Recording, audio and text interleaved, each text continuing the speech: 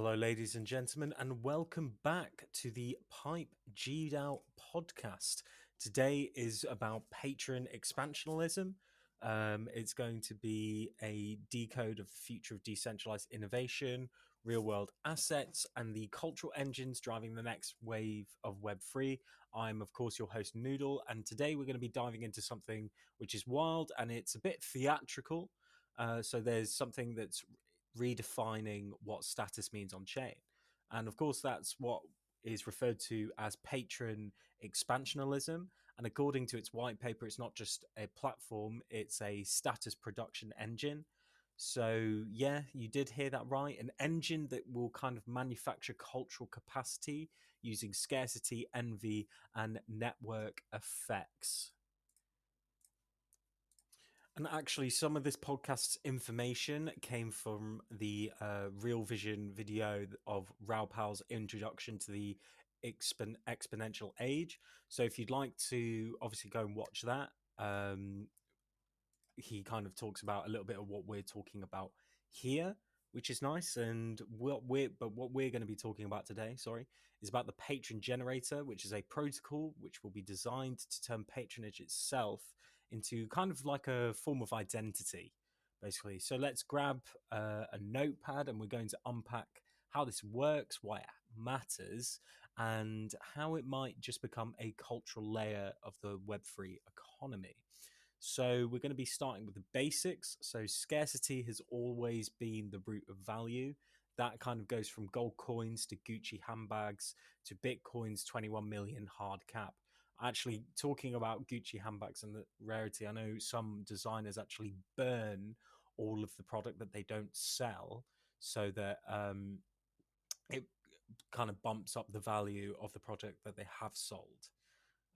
But anyway, that's by the by. Economists from Adam Smith to Alfred Marshall have built entire theories around this. But here's the twist: in the digital world, scarcity has to be engineered. So, in context of Web3, that means programmed scarcity. So, you decide the rules of limitation, and Patron takes that idea and kind of turns it into a bit of a spectacle. Only two Patron portraits are minted each day with the Pipe gDAO, and each portrait is like a digital heirloom, so a token of proof that you supported something valuable early. And if that wasn't enough, every quarter the entry price multiplies by 10, so 10 times more gDAO tokens need to qualify for minting. So scarcity isn't just supply constraint, it's drama and it's public performance of prestige. It's what the white paper calls the theater of scarcity. So it's scarcity that creates queues, queues create envy, and envy then goes on to fuel demands. But let's zoom out for a second, because the creators of Patron didn't just pull this out of thin air. They built their strategy over 5 foundational network laws, and we're going to be running through them quickly, so don't worry, we'll keep it fun. So first is something called Metcalfe's law, the classic one. It says that value of network grows with the square of its users. So if 10 people join, the potential connections, can be that of 100. So that's why your iPhone is kind of useless without friends, but then priceless with them, if that makes sense. Or your phone. With your phone, if you don't have any numbers, no one to text, what's the point of having it? Do you get what I mean? Same as social media. If you can't connect with anyone, you're not following anyone, you're not bothered, what's the point of having social media in the first place? Anyway, number 2 is called Reed's Law, and this one's the secret sauce. So it says when users form subgroups, i.e. communities, cliques, or private channels, the value doesn't grow by n squared, it grows by 2n. So that's exponential. That's Discord servers, Telegram alpha groups, NFT sub-communities. That's social compounding.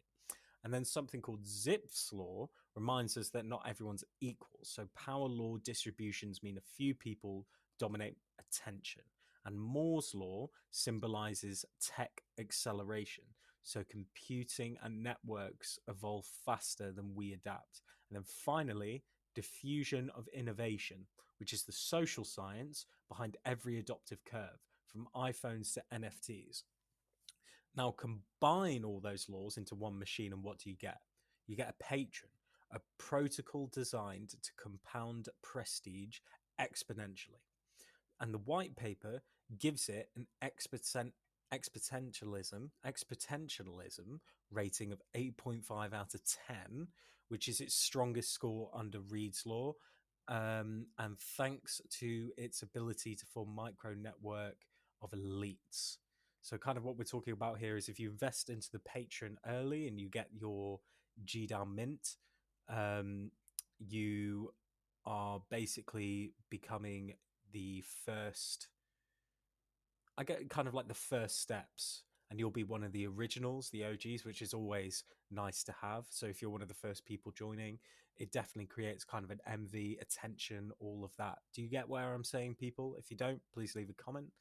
But anyway, we're going to be breaking down how this engine actually grows. And Patron runs something which is called the Prestige Flywheel. This is how kind of the loop spins. Every time someone talks about the wheel, I think of that Game of Thrones quote. You know, it's like, I'm not here to take the wheel, I'm here to break it. You know, Daenerys Targaryen. Big fan of the show. Big fan of the show.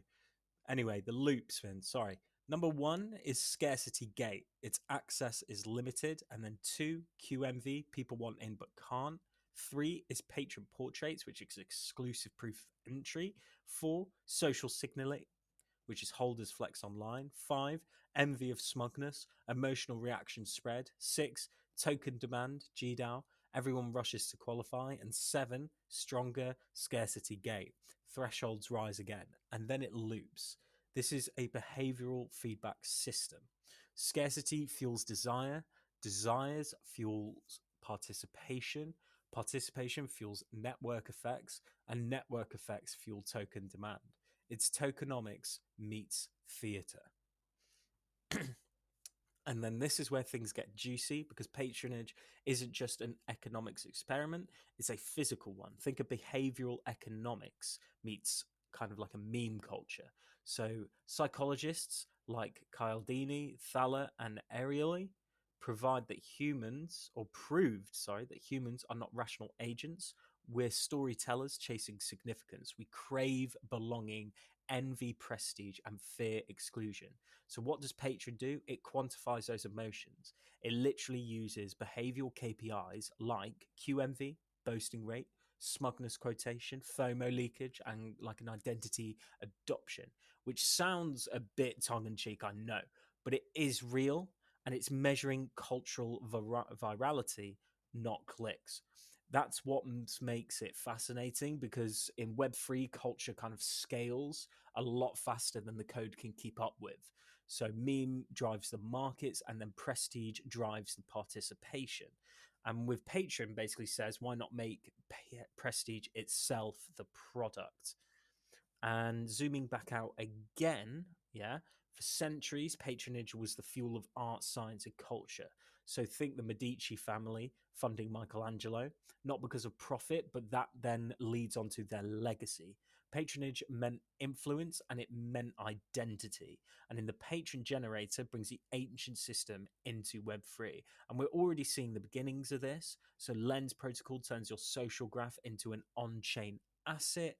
Mirror.xyz tokenizes creative publishing, and Patron wants to tokenize patronage itself. It's the missing layer, which is the proof of the patronage protocol. So once patronage is on chain, prestige becomes portable. You can show not just what you own, but what you believe in first. That's how cultural identity starts merging with mechanics. That's how the gDAO ecosystem, the broader Pipe platform, connects cultural capital to real world impact. So where does the patron sit in the Web3 landscape? So I've got a lineup graph here, and I'm going to do my best to read it out to you. So the sector we're talking about is DeFi, and DeFi's strength is utility and liquidity. Its weakness is kind of no emotional identity. So the patron's edge, it adds cultural depth to that. PFP NFTs, its strength is scarcity and hype, but its weakness is low functional depth. And Patron's edge is it adds proof of patronage. DAOs, its big strength, of course, being governance, something we've covered on quite a few podcasts. Its weakness is no personal resonance. And its patron's edge, it adds prestige based identity. And sector is RWA dApps. Its strength is tangible assets, and its weakness is adoption friction. Patron's edge, of course, is adds symbolic scarcity. Symbolic scarcity, sorry. It's not competing, it's completing. It's the cultural layer that sits on top of all of these sectors. And according to the white paper's exponentialism map, Patron occupies the top right quadrant. High scarcity, high network strength. That's the sweet spot of cultural saturation. So, where do we go from there? The roadmap outlines five strategic phases. Number one is prestige seeding, invite only mints for elite early adopters. Two is viral growth, public queues and envy loops. And three is multi tier access, layered gates for mass participation.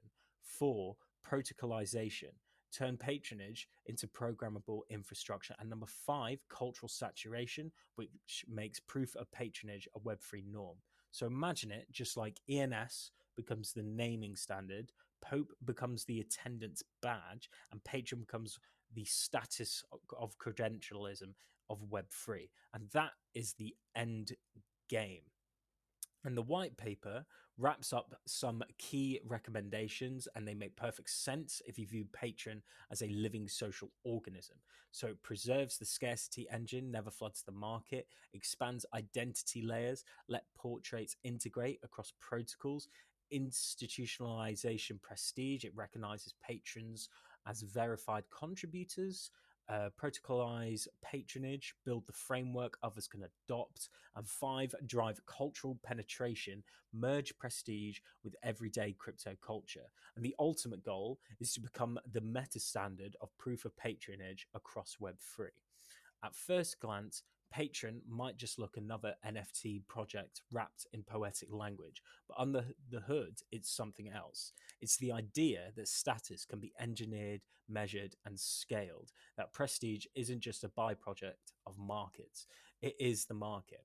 And in an age when attention equals currency, patrons turned envy, identity, and cultural belonging into quantifiable assets.